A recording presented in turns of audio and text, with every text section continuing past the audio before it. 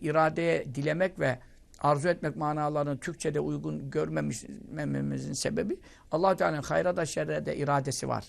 Ama hayra rızası var, şerre rızası yok.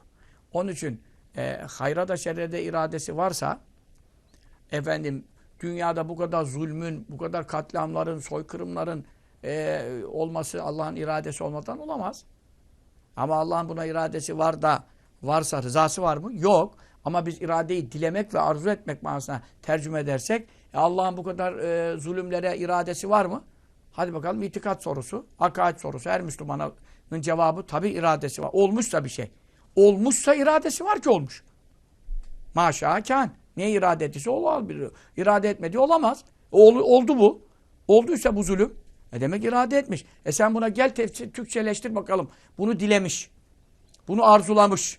İrade etmek, dilemek, arzu etmek diye mana verirsen bu zulme iradesi var desen ehl-i sünnete göre demelisin zaten. Onun iradesi dışında hiçbir şey olmaz. Sen mutezile misin? Sapık fırka mısın? Ehl-i sünnette Allah'ın iradesi olmadan hiçbir şey olmaz. Allah'ın halkı ve icadı olmasa hiçbir şey meydana gelemez. O zaman iradesi var dediğin her şeye onun hakkında dilemesi var, arzulaması var diyemiyorsun. Diyemiyorsan demek ki iradenin Türkçesi zaten lügatlarda da Türkçe şeylerde de dilemek ve arzulamak manası kullanılmıyor. Biz tabii sabiliğimizden, sıbyanlığımızdan, sıbyan mekteplerinde belki böyle manalar verilmiş olabilir. Çoluk olarak ezberletmiş olabiliriz. Bu tabii bu istilahları mülahaza ederek konuşulmamış o zaman. Ama şu anda biz buna ne diyeceğiz? Allah-u Teala'nın iradesi var diyeceğiz. Meşiyeti var diyeceğiz. Hocam irade Türkçeleşmiş irade ama Allah'ın sıfatıyla kulların sıfatı bir olmaz. Kulların ancak onun ismi kullarda olabilir. Misali olabilir. Hakikati iradenin irade-i külliye Allah'a aittir. Meşiyeti külliye Allah'a aittir. Kullarda bir irade-i cüz'iye var. Şimdi irade-i cüz'iye, irade-i külliye aynı mana verilebilir mi? Verilemez. O zaman Allah-u Teala'nın iradesinde mevzu şudur.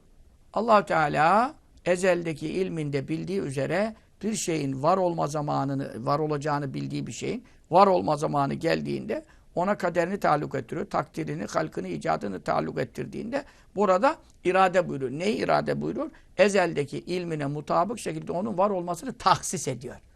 İrade yani bir tarafı tahsis etmek. Tercih ettirmek. Çünkü öbür türlü tahsis eden olmasa o şekilde olmaz, bu şekilde de olabilir. Anladın mı?